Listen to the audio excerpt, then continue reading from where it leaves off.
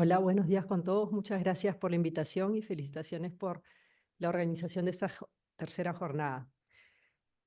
Bueno, buenos días, señor vicerrector, autoridades de la Universidad Cayetano Heredia, miembros del Comité de Ética de diferentes instituciones, investigadores y estudiantes de Ciencias de la Salud. Como dice el título, yo voy a hablar un poquito sobre cómo se construye la cultura de integridad científica en la investigación desde la perspectiva de una investigadora. Yo no tengo ninguna expertise en bioética, en ética de investigación, más que la de una investigadora, pero creo que eso era la intención de esta invitación, que contáramos un poquito cómo vemos los investigadores la formación en integridad científica. ¿Qué entendía yo por integridad científica cuando empecé a investigar? ¿No? Cuando yo me gradué de medicina, los primeros años estuve haciendo estudios de investigación, primero terminando mi tesis de pregrado, luego haciendo unos estudios de investigación, los voy a mencionar, eh, y participando como junior en estudios de investigación más grandes que había un investigador senior. La idea que yo tenía en ese momento, que era hacer investigación ética, digamos, era hacer estudios respetando a los participantes. Es algo muy genérico, ¿no? Pero que me parecía suficiente, ¿no? Uno debe ser respetuoso, no coercionar y tratar a todo el mundo bien, y creía que ahí se resumía, digamos, la integridad científica. Además, asistía a entrenamientos en ética. Debo decir que el Instituto Nacional de Salud de los Estados Unidos desde esa época ya organizaba muchos eventos, y muchas veces a los investigadores jóvenes nos invitan a participar y vamos como parte de nuestros entrenamientos. Entonces tengo ahí un montón de acumulados de certificados de asistencia a estos entrenamientos, que eran útiles, ¿no? Pero bueno, yo iba a los entrenamientos y luego hacía el curso CITI, porque era un curso obligatorio cuando presentábamos los protocolos de investigación, entre otros, ¿no?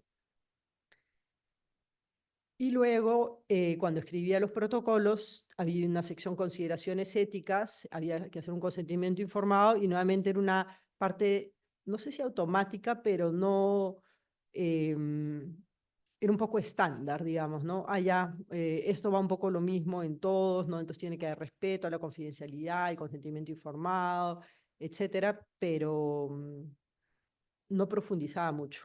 Y luego le envío el protocolo del comité de ética para revisión y aprobación. Entonces, en eso se resumía para mí la conducta responsable de respeto a los participantes y de integridad científica. A medida que fui ganando experiencia y pasó el tiempo, ha cambiado mucho, y ahorita voy a presentar el resumen y luego ir un poquito más en detalle. Lo primero que aprendí y me sorprendió es que las faltas a la integridad científica son frecuentes, y bastante más frecuentes de lo que yo jamás hubiera pensado. Yo pensaba que eran cosas aisladas de personas con muy poca ética, eh, que no deberían de ser investigadores, ni médicos, ni personal de salud, y que era algo muy infrecuente que se descubría a veces, ¿no? Y lo otro que me sorprendió es que esto puede ser hecho por personas correctas, por personas que generalmente se comportan de manera ética en sus vidas profesionales, incluso en la investigación. Otra cosa que aprendí es que la integridad científica no debe ser hecha, como mencionaba la doctora Rabineto, en el momento que estás escribiendo el protocolo y a último minuto llamar y ver a ver qué es lo que se pone en esta parte, ¿no?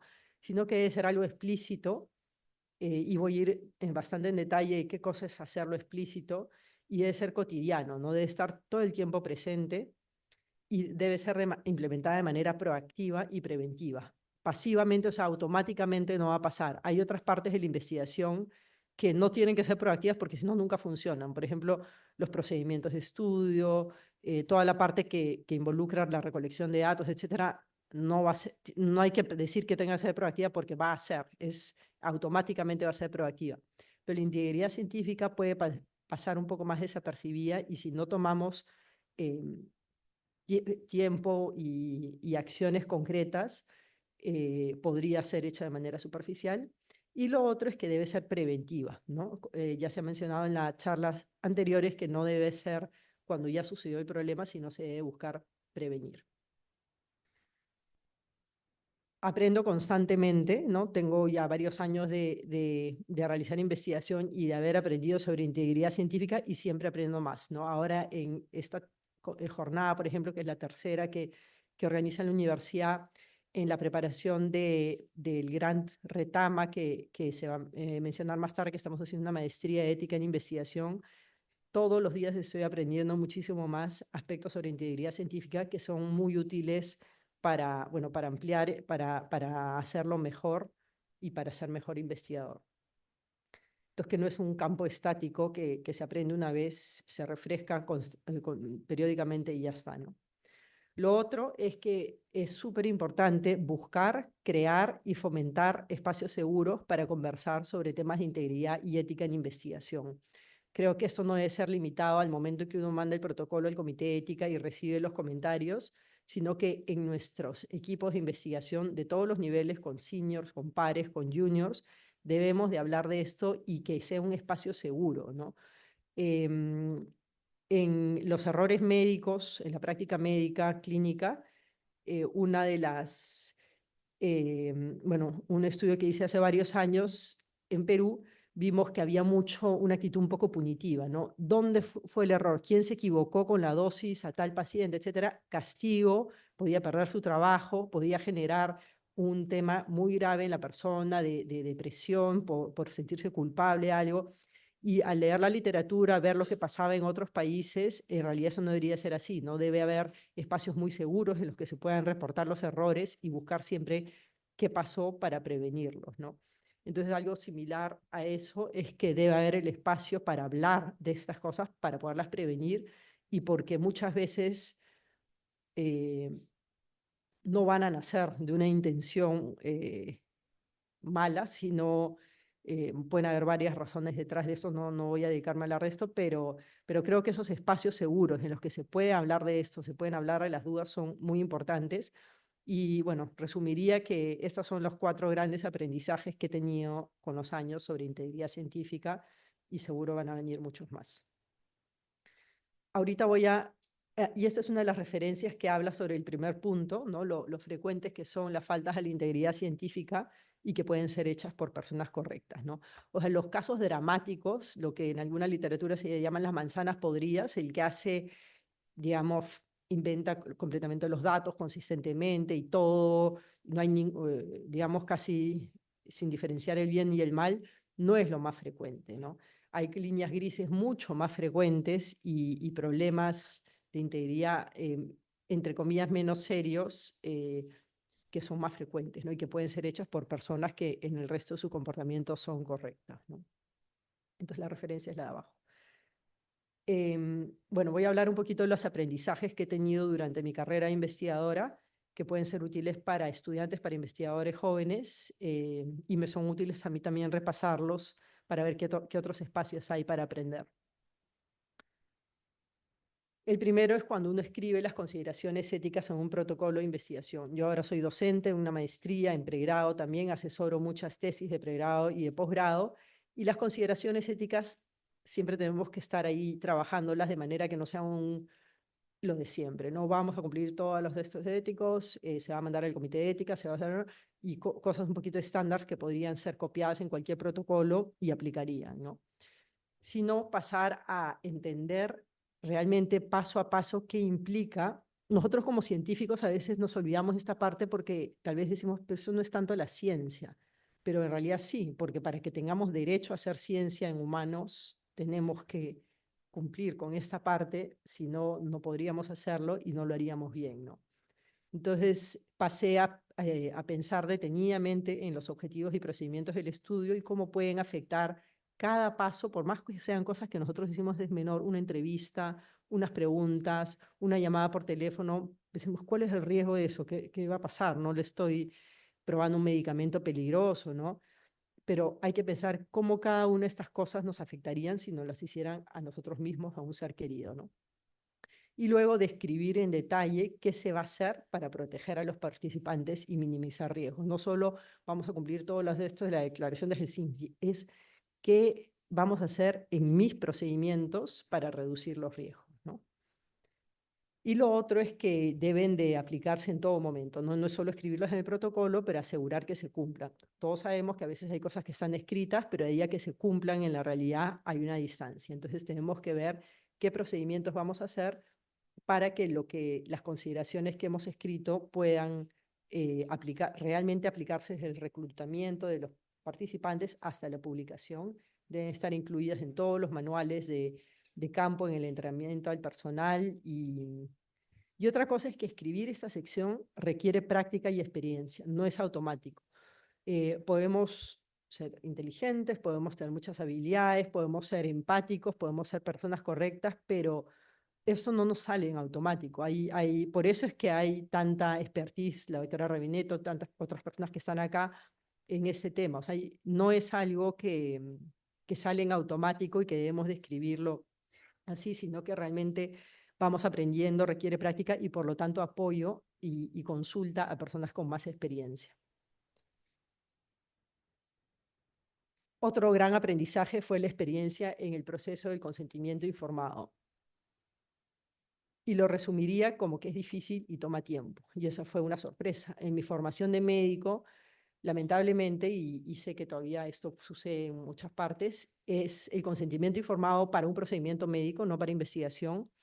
Era un poco un saludo a la bandera, no era señora firme acá, para una cirugía, para un procedimiento, una explicación muy breve, incluso los formatos que están escritos todavía en muchos hospitales no son realmente informados, no explican realmente qué es lo que va a pasar, ¿no? Y siendo un procedimiento médico en una persona que está enferma, en muchos casos lo necesita, o sea, no es un estudio de investigación que es opcional entrar o no, sino en muchos casos lo necesita para poder mejorar.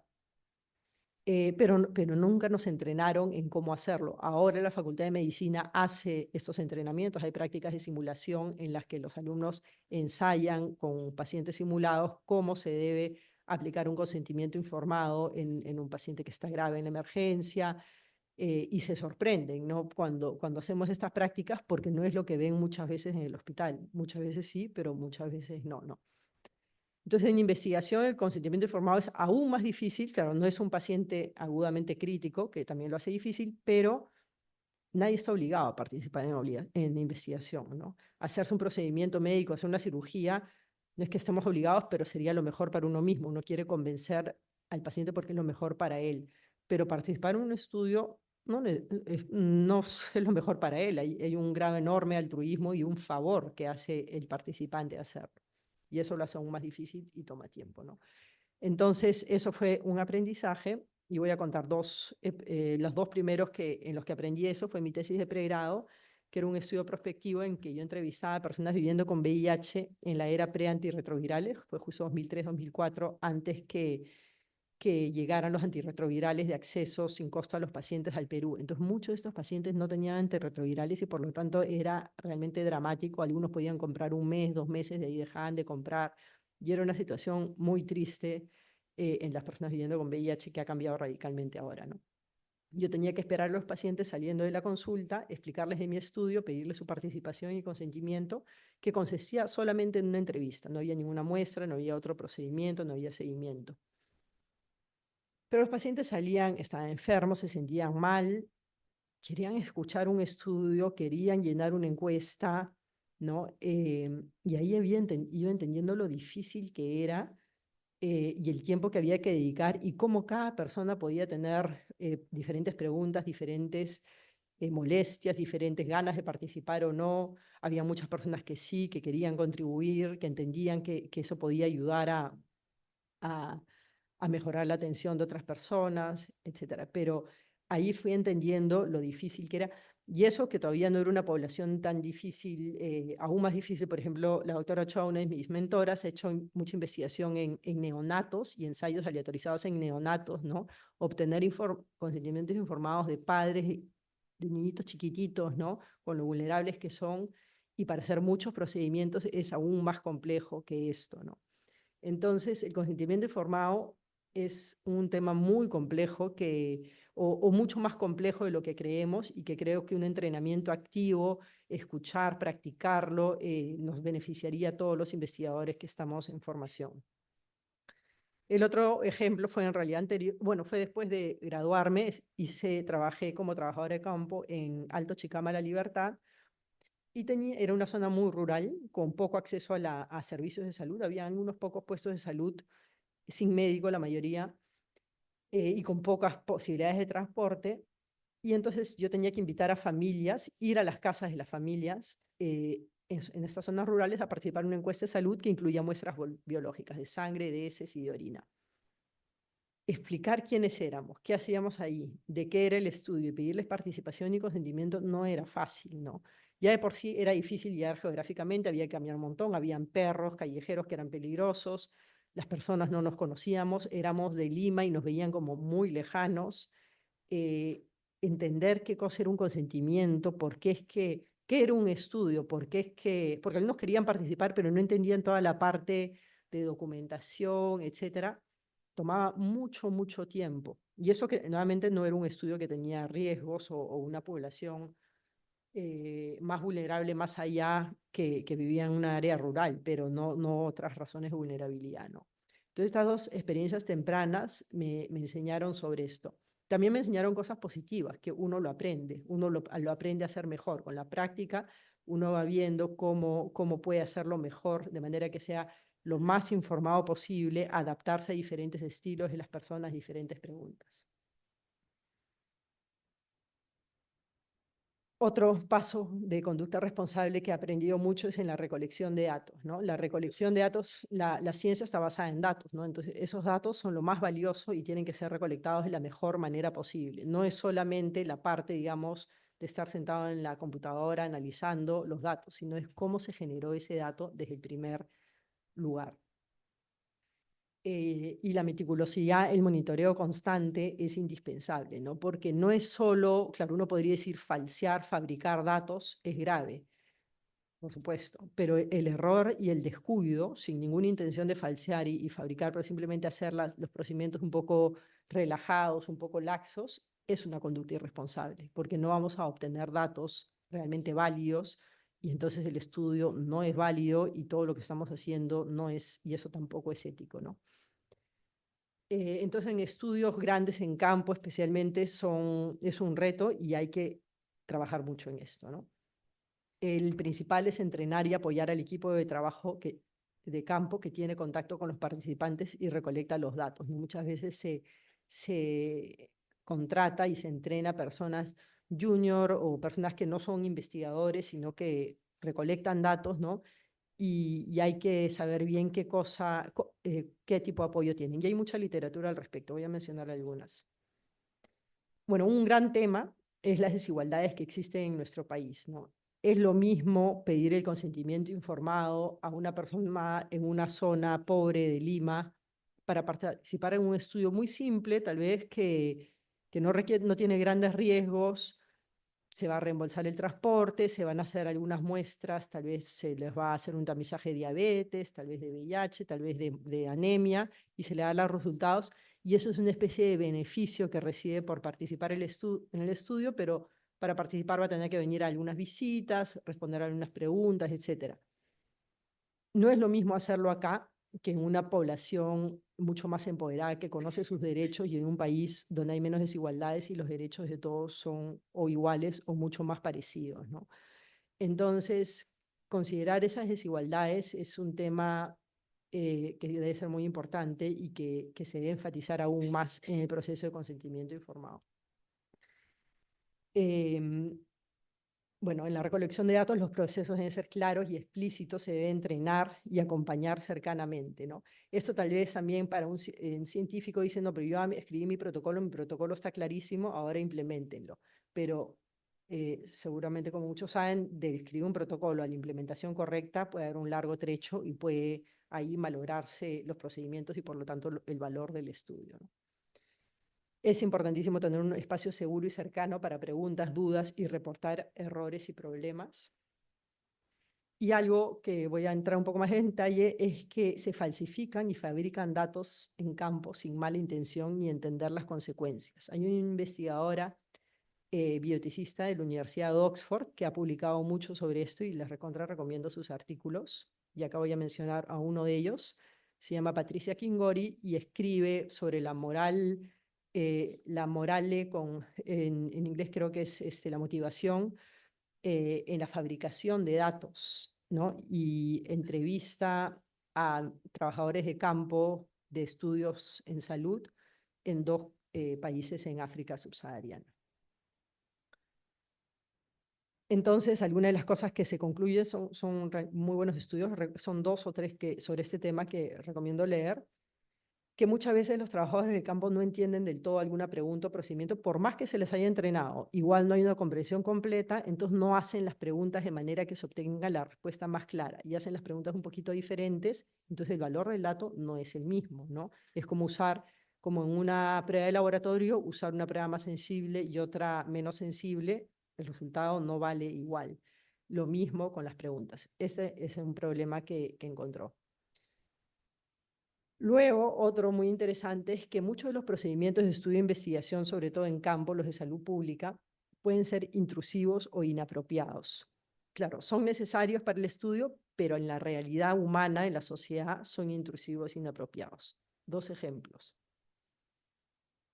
El primero, una trabajadora de campo a la que entrevistan tenía que hacer entrevistas sobre alimentación diaria en domicilios de participantes. Entonces, un mismo grupo de participantes tenía que ir, creo que 1 o 2 veces por semana y hacer una entrevista como de 45 minutos que le preguntaban qué había comido toda la familia, ¿no? ¿Qué fue el desayuno, almuerzo y comida? Entonces la trabajadora de campo va y nota que la participante está incómoda y apurada, ya sabe que estas entrevistas demoran 45 minutos y la nota incómoda, ¿no? Además, observa cómo ella y los niños de la casa han bajado de peso, el estudio no provee comida, entonces dice, y le voy a estar preguntando sobre la alimentación diaria, realmente le voy a preguntar qué has comido anoche su impresión, ella es de la comunidad local también, conoce a cómo funcionan las cosas y dice, probablemente casi no ha comido, ¿no? Es un poco desubicado o insensible estar preguntando qué has comido. Y otro ejemplo, un trabajador de campo llega a la casa y ve que alguien ha fallecido recientemente y que está viendo todas las preparaciones del funeral y él tiene que hacer la entrevista ese día porque el estudio tenía un rango de cuándo se puede hacer la entrevista y ese día era el que tocaba. Pero va a interrumpir a la familia en un proceso de duelo tan reciente para hacerlo. Entonces, ante esos dilemas morales, esos trabajadores, el dilema moral es, ¿debo cumplir con mi trabajo de manera rigurosa? Pero ¿cómo voy a hablarle así a las personas? A alguien que estoy viendo que es completamente inapropiado hacer eso. Y como no se lo han resuelto en el entrenamiento porque a nadie se le ocurrió, porque tal vez no había una conexión en el investigador con lo que sucede en campo y la trabajadora conoce mucho más y se le debió escuchar tal vez, y ese es el valor de estos estudios que están haciendo, no quieren ser insensibles, no quieren incomodar, no hacen las preguntas, se las inventan, ¿no? Entonces, ¿es una falta grave que se hayan inventado las preguntas? ¿O la falta es que esas preguntas no debieron ser hechas en ese contexto y se les debió dar algún tipo de protección o salidas? ¿Qué hacer cuando sucede esto? ¿Qué hacer cuando no te parece apropiado hacer esta pregunta? ¿Qué hacer cuando ese procedimiento no, en la dinámica que está sucediendo en campo, no viene al caso y no la debes de hacer? ¿No? La trabajadora de campo debería tener una opción y no tener que tomar la decisión ella misma, porque tal vez el no hacer la pregunta es más correcto que haberla hecho, ¿no? Sin embargo, para la investigación no, y sería una falta. Y había algo más ahí que no ha salido en el PowerPoint. Hay otro ejemplo.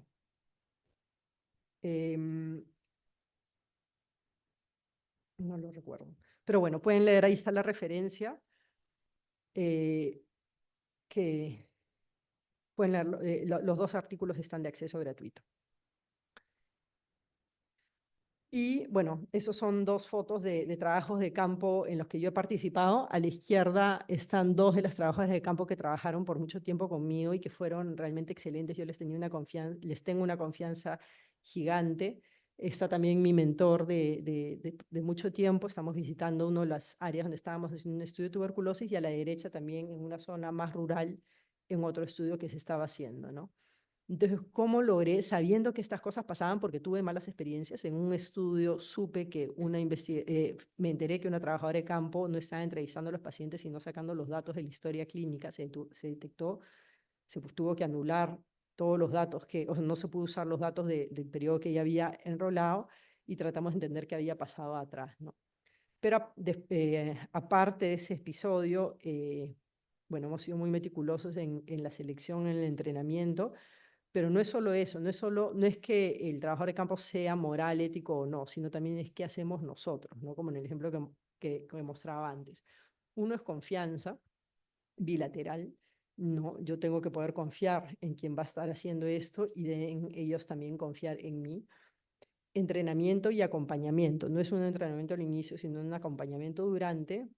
Y luego deben de haber consecuencias justas y razonables ante errores y negligencias. De hecho, esa era una de las cosas que yo más enfatizaba en el entrenamiento. Si hay un error, me lo comentan. Así sea un error grave. Me equivoqué con todo esto y ellas saben la implicancia que tiene, que puede hacer que hemos perdido meses de trabajo, eh, pero tienen que poderlo decir. Es la única forma que se pueda corregir. No es lo mismo con los errores médicos. Si no hay un espacio para decirlo, nunca lo vamos a poder corregir.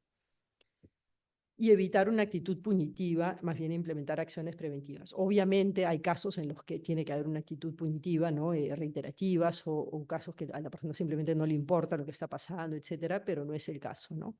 No fue el caso nunca en estos ejemplos que estoy mostrando y creo que estas actitudes ayudaron mucho y las implementamos siempre, ¿no? Otro tema de conducta responsable en que he aprendido es el manejo de datos de investigación. Y estoy un poco hablando de los temas que uno no aprende en clases, ¿no? Son esta currícula que uno va aprendiendo un poquito en la experiencia, pero que es raro que nos las enseñen formalmente, ¿no? Entonces aprendemos mucho de análisis de datos, de cómo preparar una base de datos, etcétera, pero no tanto en el manejo de datos. Por ejemplo, dónde se almacenan las fichas físicas y datos digitales, quién tiene acceso a datos identificatorios. Siempre se pone un poco en automático en el protocolo, pero ¿cómo sucede en la realidad, no? ¿Quién tiene acceso a esos datos? ¿No? Tanto las fichas físicas, cuando todavía se usan los consentimientos informados, que pueden tener nombres y apellidos, y los datos digitales que deben de tener los datos identificatorios separados y con diferentes niveles de acceso. Entonces, esos son trabajos extras y por eso digo que la conducta responsable requiere proactividad. Pasivamente no va a ser, no es que automáticamente mi base de datos va a separarme los identificatorios. Eso, no, yo tengo que hacerlo y a veces no sé cómo hacerlo, tengo que aprender cómo hacerlo, cómo poner una clave con menor acceso, otra clave con acceso a quienes tienen que tener los demás datos. Entonces, requiere tiempo, proactividad y hacer las cosas explícitas.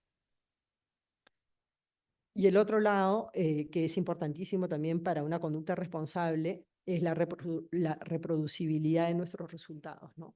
Para eso yo debo saber la limpieza, la limpieza de los datos a veces se documenta menos que el análisis. Como el análisis es lo que se reporta en el artículo, la limpieza a veces son 2 lineecitas. Pero ahí pueden pasar cosas, ¿no? Excluimos a los outliers o no, cómo manejamos datos faltantes, cómo manejamos datos absurdos, o sea, imposibles, digamos, etcétera. Todo eso tiene que estar documentado y transparentado. Y por experiencia absoluta, a veces no sabemos cuál es la solución, a veces no sabemos cuál era lo mejor, pues hay que decirlo y hay que enfrentarlo, ¿no? Y todas estas cosas, cuando uno lee la literatura sobre estos temas, pasa en todas partes, o sea, todos los investigadores estamos en eso, entonces hablarlo de eso y buscar, conocer cuáles son las mejores prácticas, qué fue bien en uno, qué se puede aprender de otro lado, es útil y nos tranquiliza y nos ayuda a hacer las cosas mejor. Cómo se documentan las decisiones en la limpieza y en el análisis indispensable también para la reproducibilidad y qué hago cuando no sé hacer algo. Lo obvio puede ser, ok, voy y consulto A, y si no tengo a quién consultar, o si cuando consulto no me parece que me ha solucionado el problema, ¿no? Bueno, yo trabajando en Cayetano da tranquilidad que tenemos una infraestructura de investigación grande con personas muy experimentadas, entonces hay muchas personas a quienes podemos acudir. Tal vez en universidades e instituciones que están ganando experiencia de investigación puede haber menos eso y creo que una red de apoyo más grande es súper útil y también nosotros aprender bueno, expertos pueden haber en todas partes o personas que simplemente han tenido experiencias con esto, ¿no? Pero creo que tener estos diálogos, estos espacios de poder preguntar ¿cómo hago esto mejor? Creo que esto no lo he hecho bien, ¿cómo podría hacerlo mejor? Es súper importante. Luego, publicaciones y autorías, ¿no? Hay la presión gigantesca por publicar, ¿no? El publish or perish, para crecer en investigación tenemos que publicar, publicar, publicar y publicar en alto impacto. Y nosotros como científicos, pues no tenemos que estar ahí vendiendo nuestros resultados de investigación como si fuera un producto y marketearlo al máximo, pero por otro lado tenemos que diseminar los resultados de investigación y publicar un número. A veces hay un número de artículos que hay que publicar, todo eso, y eso es un dilema, ¿no? El otro es la presión de los coinvestigadores, ¿no? A veces coinvestigadores que publican mucho y que quieren que esto sea publicado de esta y esta otra forma, o para las autorías también, ¿no? Hay personas que consideran que porque siempre tienen que ser coautores porque hicieron tal cosa en el estudio, etcétera, o que tales otros no deben de ser coautores porque no han hecho nada en el estudio, etcétera. Y la otra, Y la otra es la no inclusión de personas que contribuyen y podrían ser coautoras, pero no conocen el proceso de publicación. Yo trabajo mucho en investigación operativa y ciencia de la implementación con personal de salud que implementa programas de salud. O sea, que no son investigadores, pero implementan programas de salud. Pero como mi investigación está muy cercana a la implementación, la contribución de ellos es enorme. Tal vez no saben de metodología de investigación, no pueden leer las pruebas estadísticas, no pueden comentar sobre esos temas, pero sí son claves, uno para identificar las prioridades que investigar y otro para interpretar los resultados. Entonces, eso cumple con criterios de autoría, ¿no? Tal vez no son, uno no tiene que ser un metodólogo para ser un autor, más bien un metodólogo, si solo fueran personas que saben de metodología, tal vez la interpretación de los resultados estaría muy vacía y eso tampoco sería un buen estudio. Entonces, en base a esa experiencia, hay formas que se pueden hacer, mantenerse firme en publicar los estudios cuidando la rigurosidad y asegurar la más alta calidad, describir hechos concretos sobre quién hizo qué, seguir criterios de autorías y conversarlos con los coautores centrales, o sea, hacerlo desapasionadamente y eso es lo que hay, eso es lo que se hizo, eso es lo que se recomienda y sobre incluir a personas que no suelen ser investigadores, incluirlos en el diseño, traducir al español el manuscrito que pueda ser en inglés y explicar el tipo de contribución que se espera, porque puede intimidar leer un texto que uno no está acostumbrado a leer y explicar, ¿no? En la discusión quisiéramos que usted nos ayude en la interpretación de esto, en base a su experiencia. Y cuando lo hemos hecho, ha sido realmente excelente y la calidad de nuestro estudio ha mejorado mucho. Hay muchas herramientas en línea para esto. Una es COPE, el Committee of Publication Ethics, que fomenta los altos estándares éticos en las publicaciones científicas. Tienen casos reales con consejos como para abordarlos y los leen y son cosas que nos pasan a todos. Guías para manejo de autorías, módulos educativos. Acá algunos ejemplos incluso dan algoritmos. ¿Qué pasa cuando queremos sacar un autor porque no ha hecho nada, pero ya se publicó o antes que se publicó? ¿Qué hacer cuando añadir un autor antes de la publicación? Y hay algoritmos de cómo lo recomiendan hacer. Entonces es una herramienta muy útil que les recomiendo. Luego, el plagio es algo inmensamente frecuente, lamentablemente, muy, muy frecuente. Creo, no tengo una solución a esto, pero creo que las normas claras y explícitas, con atenuantes y agravantes, que nos falta un poco, me parece, en la regulación de nuestra universidad y las consecuencias claras. Yo he tenido, lamentablemente, que participar de episodios de plagio en algunos de los programas educativos en los que estoy y que hubiera querido un poquito más de apoyo por las normas para poder manejarlo, ¿no? Pero siempre reforzando qué significa plagiar, ¿no? Que es al final de cuentas decirnos que no tenemos la capacidad de nosotros mismos escribir un texto y tenemos que usar el de otro. Y todos tenemos la capacidad, ¿no? Incluso textos imperfectos, pero lo podemos hacer. Entonces es un tema, yo no tengo muchas respuestas a esto, a pesar que lo enfrento con mucha frecuencia. Y otro tema importante es la autopercepción de la moral y la ética propia. Yo nunca he plagiado, entonces digo, bueno, qué horror que pase tan seguido. Sin embargo, en una situación, en un estudio reciente que hice, era un estudio aleatorizado por conglomerados y el proceso de aleatorización, o sea, cómo íbamos a decidir qué servicios iban a qué, al grupo control o intervención, no era ciego, era imposible hacerlo ciego. Eh, entonces yo, bueno, para el procedimiento, para la parte técnica, pedí apoyo a un mentor, una persona muy experimentada, que me explicó la parte del proceso, etcétera, pero también me recomendó que el proceso lo haga con un testigo y el documento sea público. Entonces, cuando me dijo eso, a mí me sorprendió porque lo que estaba insinuando era que yo podía cometer una falta. O sea, que si lo hacía sola, la aleatorización y quedaban los dos grupos, yo podría decir, no, este centro de salud tal vez pueda pasar acá porque es más cómodo, es queda más cerca, etcétera. Y mi primera reacción fue ofenderme, decir, ¿cómo va a creer que yo voy a cometer una falta así, tan grave, ¿no? Y pensar, ¿yo podría hacer esto? Entonces lo hice, cumplí con todo lo que me había dicho y la verdad es que fue un aprendizaje muy valioso de él. Agradecí la objetividad y la rigurosidad con la que me trató y me generó confianza en el sistema. Si él hizo eso conmigo, que me conocía además y todo, yo también lo podía, o sea, todos debemos hacerlo, debe manejarse así, no debemos de decir yo nunca haría esto, entonces no cumplo las cosas que se hacen por estándar, porque esto de hacerlo público con un testigo es un estándar, que yo no lo sabía. Existe para eso, ¿no? Y bueno, a la izquierda está el proceso que hicimos. Una de mis colegas, la doctora Krapp, fue la testigo y documentamos todo y está publicado, es público, ¿no? Entonces, esto fue un enorme aprendizaje para mí y le agradezco al doctor Miguel Campos, que fue quien me dijo esto. Y bueno, aspectos regulatorios, voy a apurarme porque creo que estoy un poco pasada con el tiempo. Eso es importantísimo también, ¿no? Tenemos que entrenar a todos los que participan en el estudio, tenemos que tener muchas aprobaciones que a veces para estudios grandes son complejas porque son varias aprobaciones con distintos tiempos y criterios. Tenemos que conocer los pasos a seguir luego de las aprobaciones, mandar informes, renovar aprobaciones a tiempo, que son cosas que a veces también no tenemos registradas o no le damos el nivel de importancia que debe ser en nuestra logística y es indispensable que lo hagamos también. Y esta es la última parte.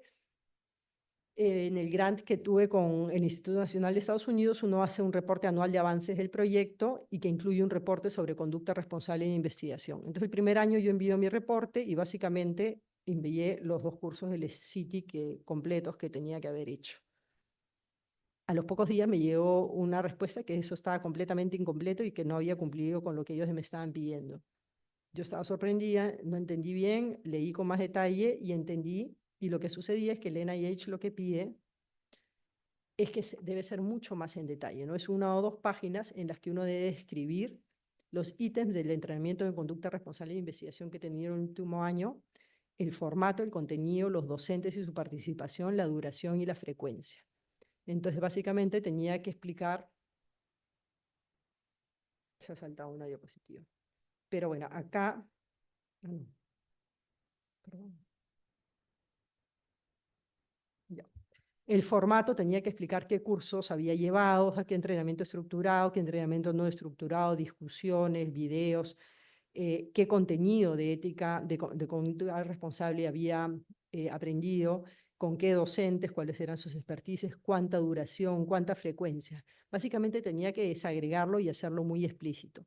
El hacerlo explícito reforzó la importancia de hacerlo explícito en mi día a día. Eso sucedió el primer año migrante y los siguientes 5 años esto cambió muchísimo, ¿no? Entonces agradezco también haber tenido la oportunidad de tener este aprendizaje, digamos, y también aprendí que tenía que tener un grupo de personas, mentores, pares, en los que pudiera conversar estas cosas para todo lo que no sabía, que no era poco, ¿no? Y todo esto es ya habiendo hecho muchos cursos previos, ¿no?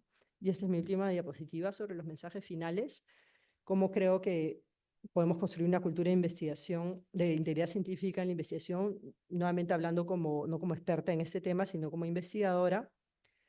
Creo que debemos enfocarnos más en las líneas grises más frecuentes y no solo en casos de extremos infrecuentes. No digo de no hablar los casos de extremos infrecuentes, claro que hay que hacerlo. Por ejemplo, el vacuna Gate, uno muy marcado recientemente, pero hay líneas grises que son mucho más frecuentes, ¿no? Y que creo que es importante que se hablen y que no siempre hay una respuesta clara de qué es lo ético y qué es lo no ético, ¿no? Y creo que esos debates enriquecen muchísimo y ayudan muchísimo y abordan problemas que pueden ser mucho más frecuentes y pueden pasar desapercibidos porque no son tan dramáticos, ¿no?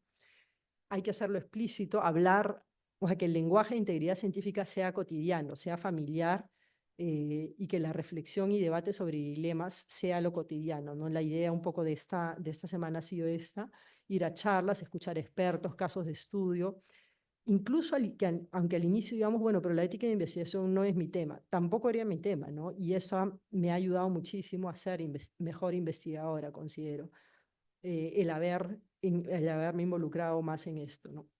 Fomentar la reflexión y el pensamiento crítico, en gran parte con la formación en humanidades, que tal vez en nuestro campo de la salud no es tan protagónico, pero eso nos puede ayudar a hacerlo, ¿no? Y finalmente, espacios seguros de discusión con mentores, profesores, pares, que son indispensables para alumnos, para investigadores a la mitad de la carrera o incluso investigadores seniors. Y una cosita más sobre fomentar la reflexión y el pensamiento crítico, eso en nuestro país creo que es especialmente importante, ¿no? A nivel de sociedad tenemos un montón de dilemas éticos, una corrupción que está en todas partes, faltas gravísimas al respeto a las personas, cosas que uno ve en las noticias que uno no puede creer que sucedan todos los días. Y eso también se traduce un poco en nuestro trabajo o podemos normalizar cosas que las vemos porque ya están tan normalizadas en el país, que creo que esta reflexión y pensamiento crítico deben de ser realmente constantes, casi diarias. Y finalmente, espacios seguros, ¿no? de discusión con mentores y el apoyo preventivo y constructivo de las instituciones y no solo punitivo. Eso es algo que creo que muchos investigadores necesitamos sentirnos